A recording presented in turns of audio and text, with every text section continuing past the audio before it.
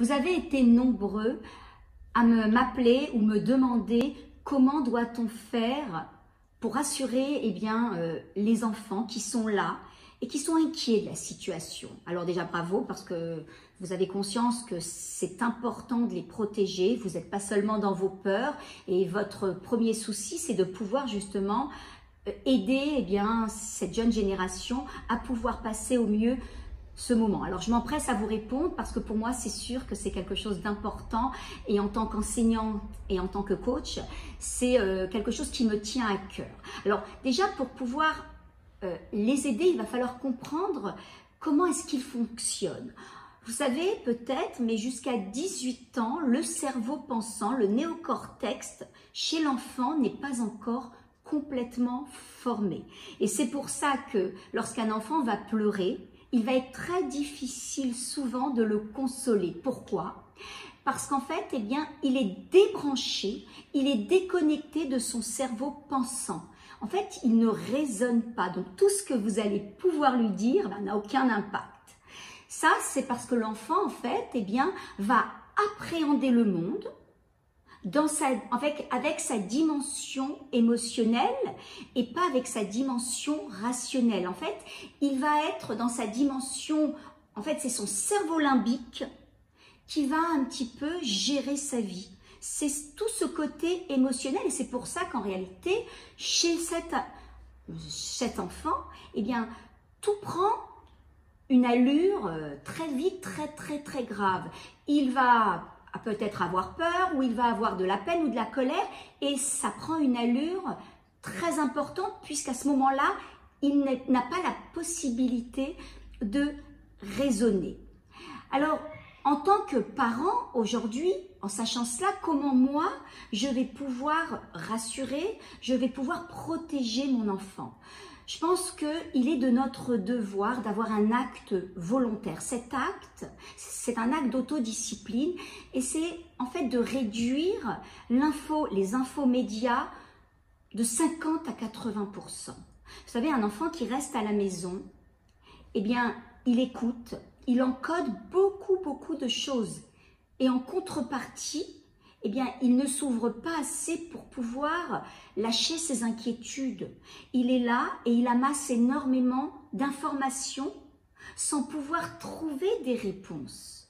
Donc, nous avons notre raison, nous avons ce néocortex qui va être la balance entre mes peurs, mes émotions et la raison. Mais lui, cet enfant est là, au cœur d'une famille, qui se pose beaucoup de questions, il va entendre énormément d'informations, mais il n'aura rien qui pourra l'aider justement à pouvoir raisonner au travers de tout ce qu'il vit. Donc déjà, la première chose, c'est de pouvoir couper toute cette information qui développe, qui met une tension toxique, qui met une énergie très basse dans la maison et en fait qui rentre cet enfant dans un cercle vicieux qui est la peur. Vous savez que dans nos émotions, la patronne de nos émotions, c'est la peur. Et la peur engendre la peur et la peur engendre la peur. Donc il rentre dans un cercle dans lequel il a du mal à se trouver la sortie. Deuxièmement, je vous ai dit que cet enfant a du mal à exprimer ce qu'il ressent. Donc, une fois que j'ai pris soin de pouvoir réduire tous ces infomédias, vous savez, je vais vous dire, vous les aurez les infos, même si vous n'allumez pas du tout la télévision et ni la radio, vous les aurez, ils vous parviendront toutes ces informations. Donc, une fois que j'ai fait ce choix responsable de couper avec toutes ces infos qui fusent de partout et qui mettent, moi j'ai envie de dire, une vraie terreur. C'est vrai qu'il ne faut pas nier la situation, mais en même temps, je ne pense pas que rester dans ces peurs va pouvoir nous aider à être proactifs. Non, je ne pense pas. Une fois que j'ai fait ce choix, il va falloir inviter cet enfant à nommer ses ressentis, à lui demander « mais qu'est-ce que tu ressens par rapport à tout cela ? Qu'est-ce que tu ressens? Quelles sont tes émotions? Qu'est-ce que tu as envie de me dire? » Et lui faire ressortir quelque chose du tréfonds, là, quelque chose qui va sortir et qui va le soulager. Parce que vous le savez aussi bien que moi tout ce qui ne s'exprime pas s'imprime. Donc c'est important de l'aider à vider son vase, à lâcher cette charge allostatique. Ça c'est la deuxième chose que je vous invite vraiment à mettre en place en ce moment, surtout qu'il est à la maison, il tourne, donc le faire parler, c'est quelque chose d'important. Vous le savez, la meilleure façon d'avancer et de savoir un petit peu si ce que je fais est bien, c'est se poser la question. Est-ce que mon attitude là, actuelle, me rapproche en fait de mon objectif? Votre objectif, le mien, c'est en ce moment d'installer une forme de sérénité.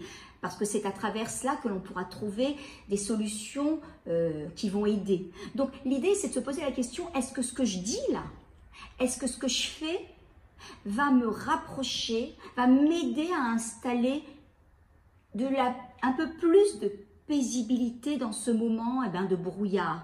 Est-ce que cela va aider mon enfant à être davantage sécure? Posez-vous ces questions et surtout une chose, ne laissez jamais, jamais, jamais l'environnement définir votre vie. Même dans un moment où on n'a pas le choix, on a toujours, dans un moment de non-choix, on a toujours un choix.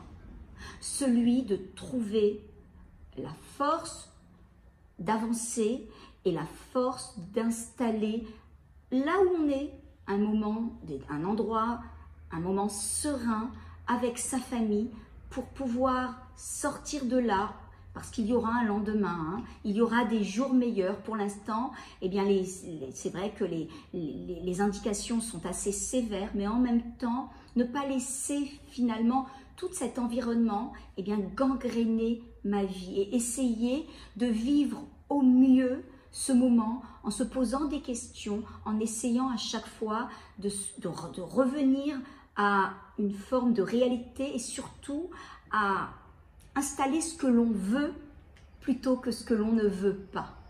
À très bientôt et j'en profite pour embrasser tous mes petits élèves et leur dire que je pense à eux et je leur demande de prendre bien soin d'eux et de leur petite famille. À bientôt.